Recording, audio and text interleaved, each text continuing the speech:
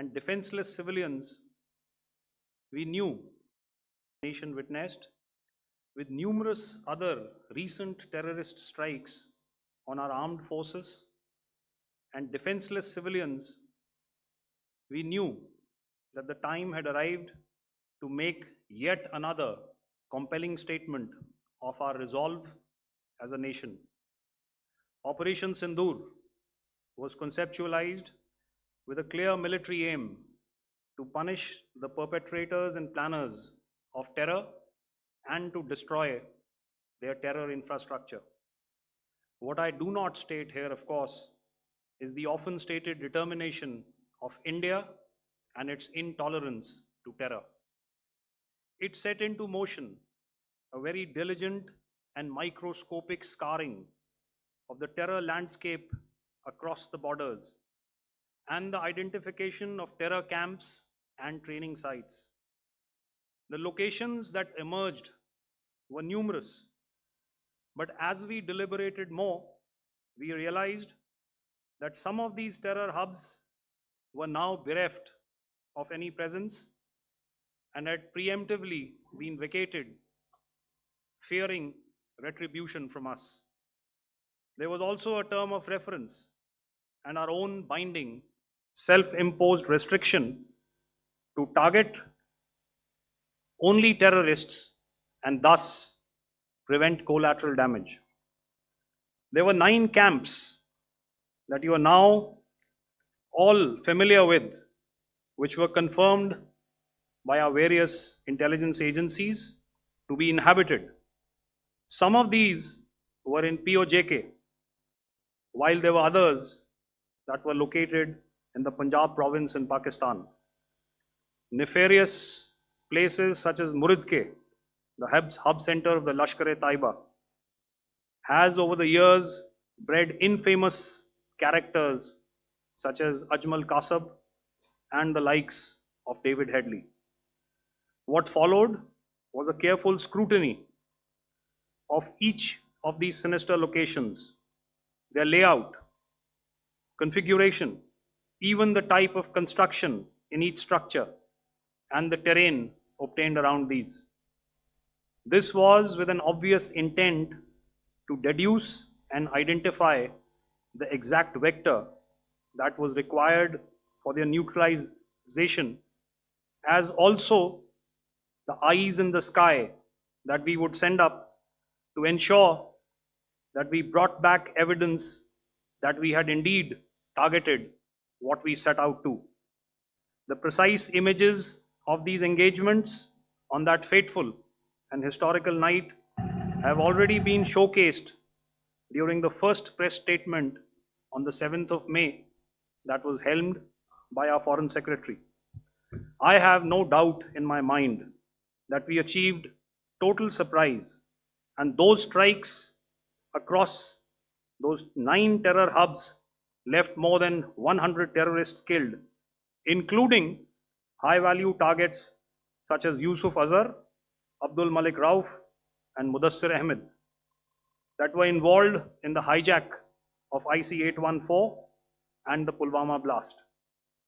The line of control was also violated soon after by Pakistan, and the erratic and rattled response of our enemy was apparent from the number of civilians, inhabited villages, and religious sites such as Gurudwaras that were unfortunately hit by them, leading to a sad loss of lives. The Indian Air Force played a major part in these strikes by engaging some of these camps, and the Indian Navy provided wherewithal in terms of precision munitions. The Indian Air Force obviously had their assets up in the sky, and I will here request Air Marshal Bharti, the Director General of Air Operations, to detail for you the methodology that the men in blue adopted to successfully manifest this mission. Thank you, Rajiv. A very good evening, ladies and gentlemen. Indeed, is a difficult time that we have to come here like this and brief you. We could have done without this. but we had no choice. As the DGMO has detailed, the event was precipitated by the dastardly act at Pahalgaon. The sequence of events have already been detailed. We carefully selected the targets, and out of the 9 selected targets, the target systems that were given to the Indian Air Force were the notorious training camps at Bhavalpur and Muridke, these being further from the international boundary. Through critical target system analysis, we analyzed what was to be done to annihilate these targets and plan to engage these targets with precision air-to-surface guided munitions so as to avoid collateral damage. Modalities of planning process, I will not go through at this instant. However, what I would like to show you is the results that we achieved through our targeted airstrikes. Could I have the second slide, please? Yeah, change, please.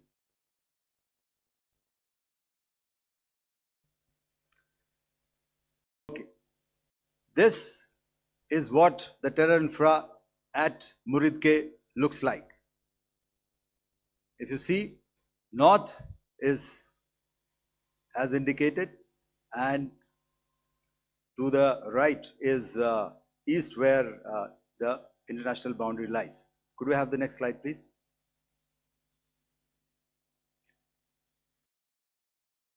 Orientating.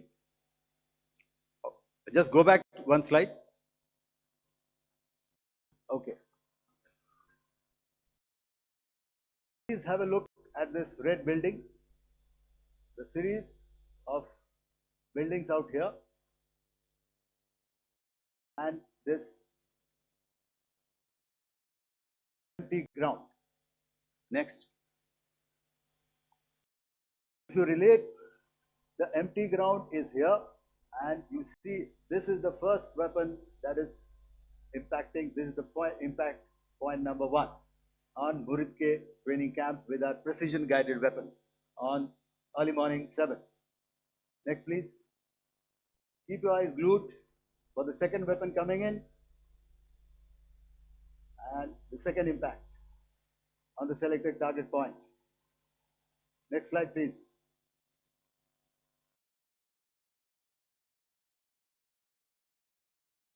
Third weapon, third impact. Continue. Fourth weapon, fourth impact. So through these targeted and precision targeting, we addressed the target at Muridke, which was the training infrastructure. Can you hear me? All right. Okay, I'll come closer to the mic. Now we go to the next target, which is the Bhavalpur training camp. Next slide, please. Okay, just wait. So the effect, if you see, the impact point, if I can point out, this is the impact point. The ammunition has gone through the roof and it has created a blast inside, the photographs of which you would have, all of you would have seen.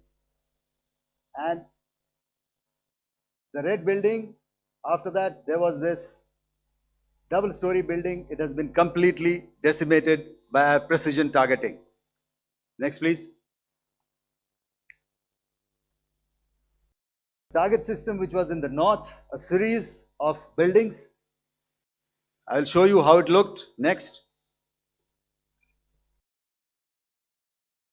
Completely destroyed by our precision targeting. Next.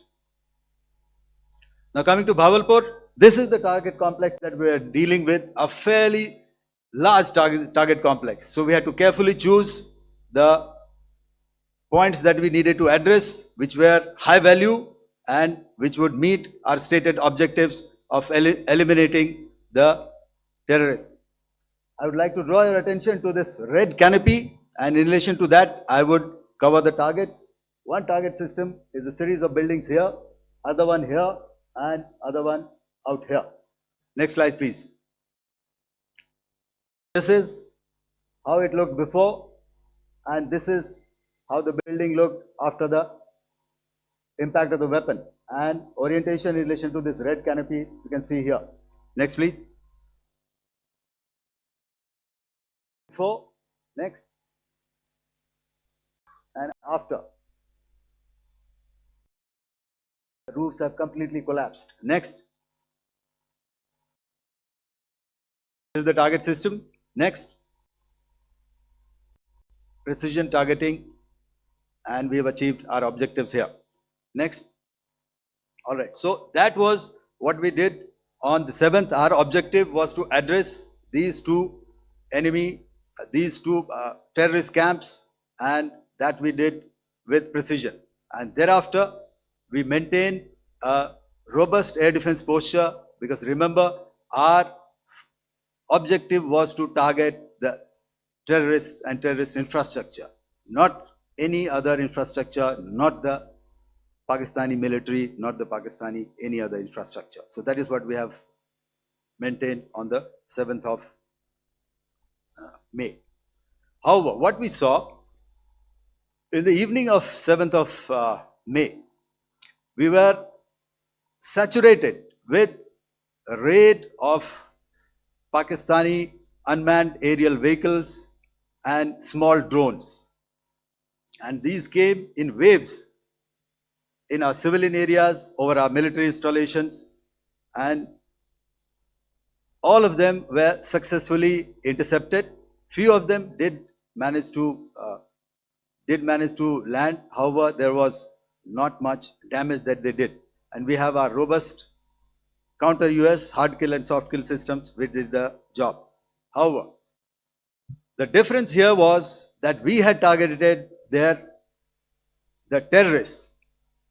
The adversary now has targeted our civilians and the military infrastructure. So it had to be responded to. So in a quick and calibrated response, that very night, we struck their radar installations at Lahore and close to Gujranwala, the LYT installation, to indicate to him that we are ready, yet we do not want to escalate. Our fight was with the terrorists and not with the Pakistani military establishment. Thank you. Thank you, Air Marshal Bharti.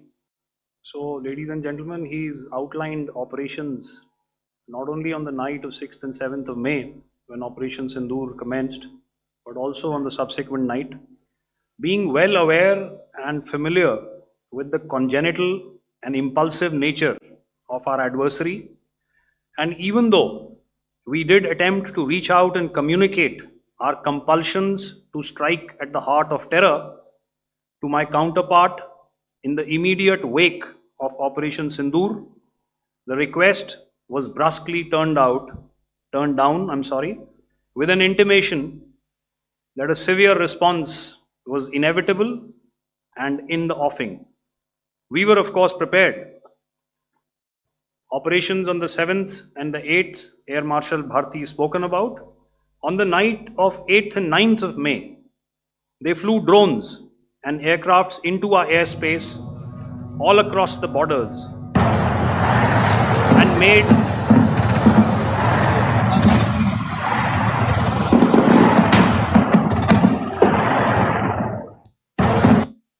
made largely unsuccessful attempts to target numerous military infrastructure.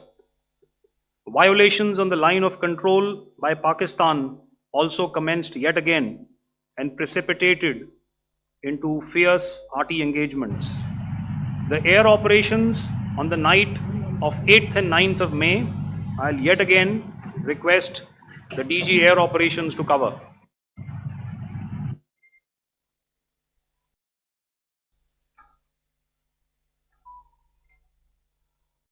I just covered what happened on the night of 7th and 8th. What we found that on the night of 8th and 9th, starting as early as 22:30 hours, our cities had a mass raid of drones, unmanned aerial vehicles, UCAVs, starting right from Srinagar, going down right up to Nalia. It was a mass raid in waves and it was relentless. However, we were prepared and our air defense preparedness ensured that there is no damage on ground or to any of the intended targets that the enemy might have planned for. The difference between 7th night and 8th night was that on 7th night, he sent in his Yiha class of UAVs. However, these UAVs can go some distance, they are armed. However, on the 8th, less numbers of armed UCAVs were there or UAVs were there, and more numbers of quadcopters, maybe for surveillance or just for harassment of civilians. This continued till midnight.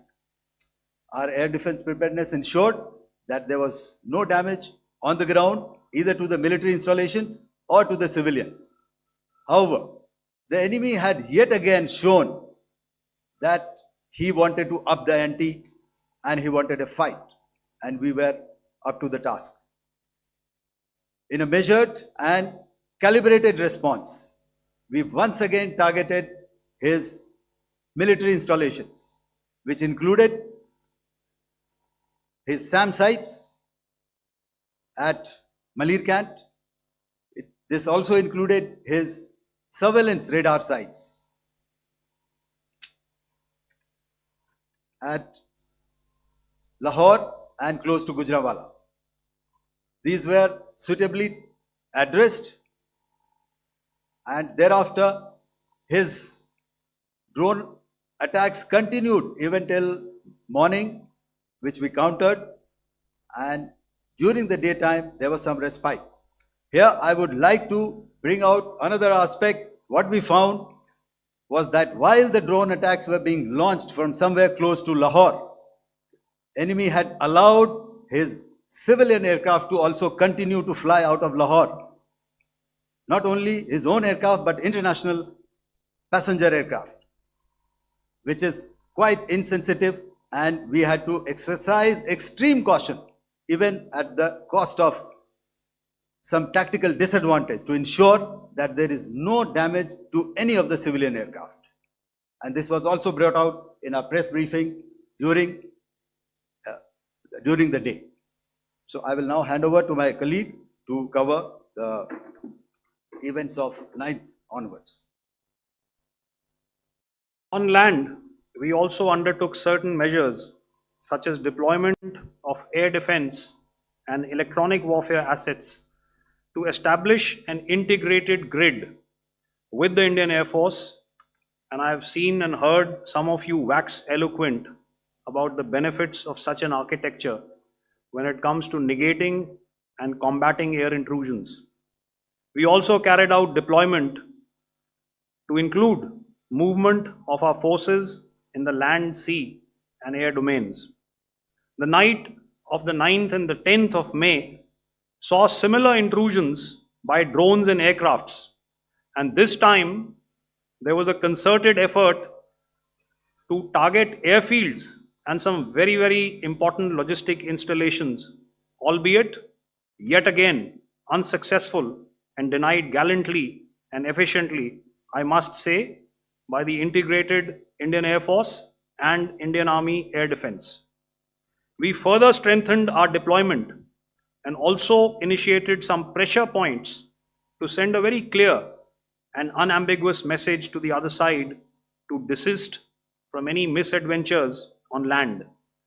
Some of the airfields and dumps saw repeated attacks in waves from the air. All were thwarted. The Pakistan Army has reported to have lost approximately 35 to 40 personnel in artillery and small arms firing on the line of control between the 7th and the 10th of May. What the other side had probably also not reckoned with was the speedy and precise turnaround and hit back by the Indian Air Force.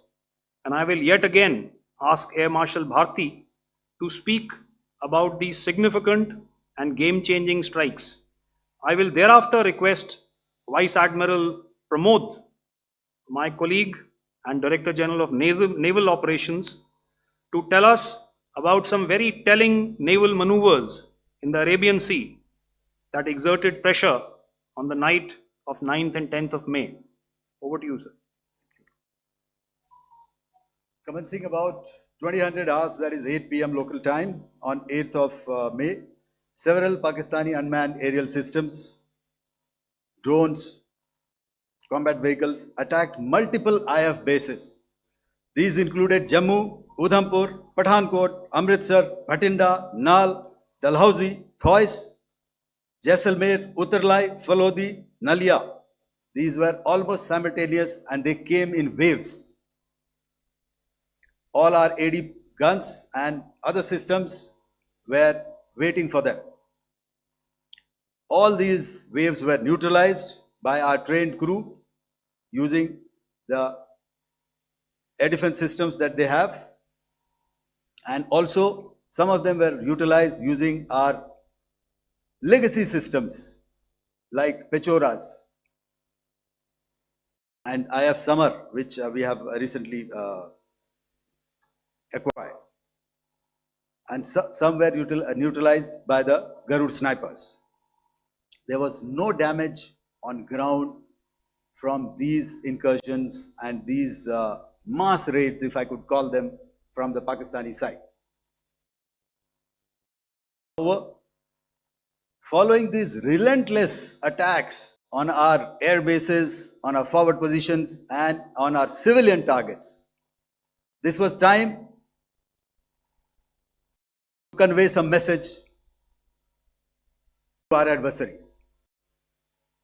And therefore, a decision was taken to strike where it would hurt. And towards that in a swift, coordinated, calibrated attack, we struck air bases, command centers, military infrastructure, air defense systems across the entire Western Front. The bases we struck include Chaklala, Rafiki, and mind you, Chaklala is Islamabad, Rahim Yar Khan, Sakar, sending a clear message that aggression will not be tolerated. This was followed by strikes at Sargoda, Bholari, Jacobabad. We also struck the C2 centers at Murid, the UAE complex at Murid, Rafiki, radar at Chunia, which I will show you, Rahim Yar Khan airfield, and the unmanned combat aerial vehicle hangar at Sakar.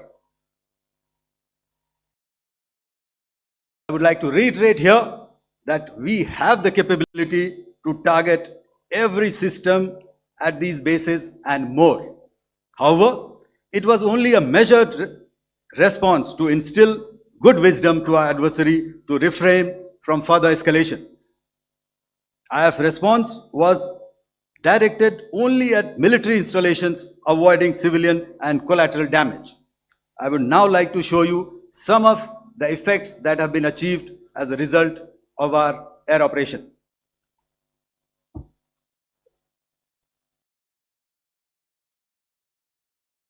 Here is the Pasroor air defense system. If you could see, zoomed up view, this is the radar mounted on a high tower, and after the strike,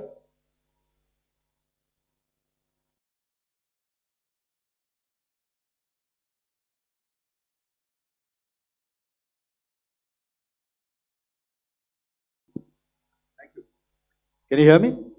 Yeah, thank you. And after the strike, this is what has happened. This radar has been taken out, completely burnt. Next slide, please.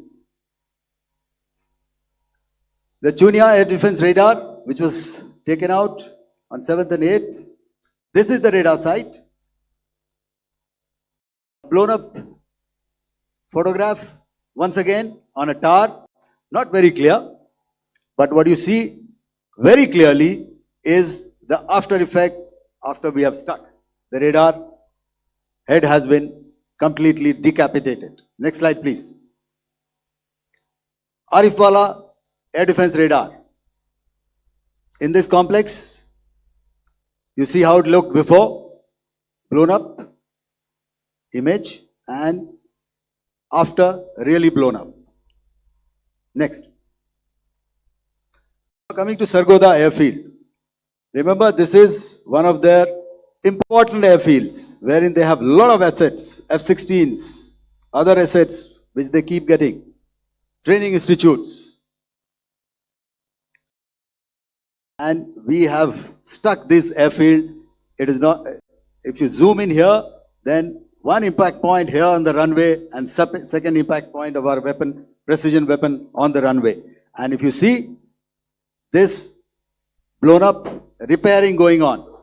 Same here. Next. Rahimyar Khan. This is the area we have stuck. A deep strike out here and one complex here. So this is how it looked before, and same, you see a big crater, another crater here, and this complex after strike neutralized. Next. Chaklala Airfield, Noor Khan, once again a major air base, a lot of their logistic assets out here. This was the chosen complex that we intended to strike and convey a message. Next slide, please. This is how it looked before, and this is how it looked after our strike. Next. Sakar. We chose the radar site at Sakar. This is the radar site, and after it was struck, this is the aftermath, completely burnt out. Next, please. Aircraft shelter. This is how it looked before the strike, and this is how it looked after the strike. The roof of the buildings completely caved in and burnt. Next. Bolari Airfield, aircraft hangar. This is how it looked before, and this is how it looked after the precision strike. Next. Ekobabad, aircraft hangar, and this is how it looked after. Next. So what I'm trying to convey here, ladies and gentlemen, is to start with, our fight was neither with the Pakistani military nor with anybody else who's there on the other side. Our fight was with the terrorists. We neutralized the terrorists that we selected to be neutralized, and thereafter we only maintained the air defense posture. However, we were relentlessly pounded by waves after waves, night after night, by his UCAVs, by his drones, and by his other unmanned aerial systems. And that left us with no choice but to retaliate, and yet our retaliation was calibrated, it was graduated, and it was proportionate. Thank you.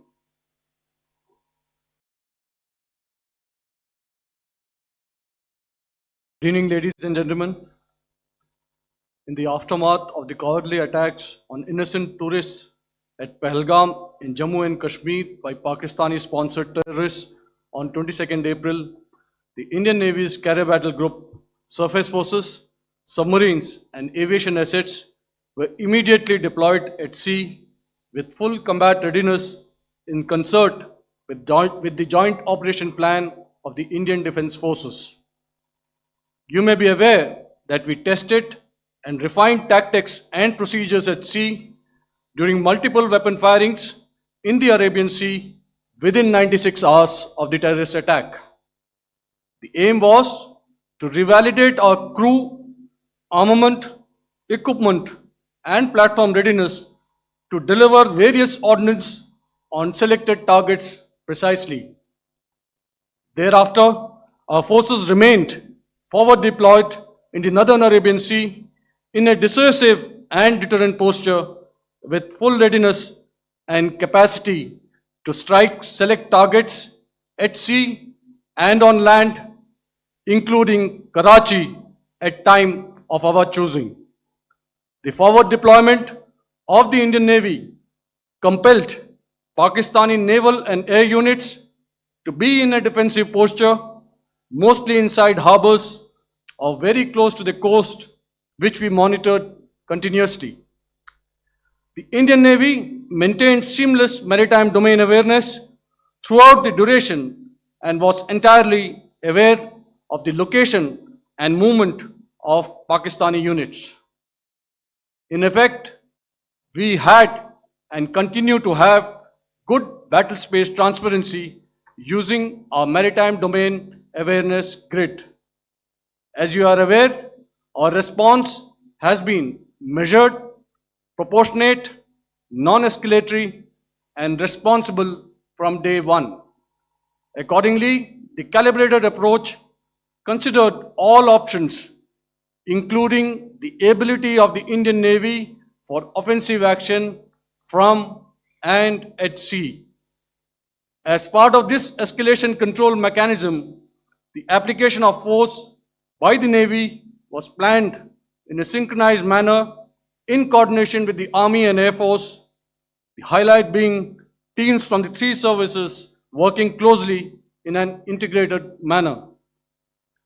Along with the kinetic actions by the Indian Army and Indian Air Force, the overwhelming operational edge of Indian Navy at sea contributed towards Pakistan's urgent request for a ceasefire yesterday. As we speak, Indian Navy remains deployed at sea in a credible deterrent posture to respond decisively to any inimical action by Pakistan or Pakistan-based terrorists. Thank you. Samno Varna, Jai Hind. Now I'll hand over to Director General Military Operations for further proceedings.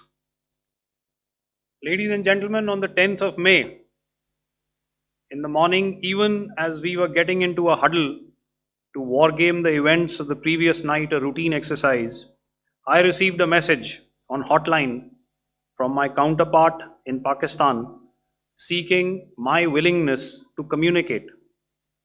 Since our initial aim was to strike at terror camps, and all our actions in the subsequent days were in response to the intrusions and violations by the Pakistan Air Force and its army, it was decided that I would indeed speak with my counterpart.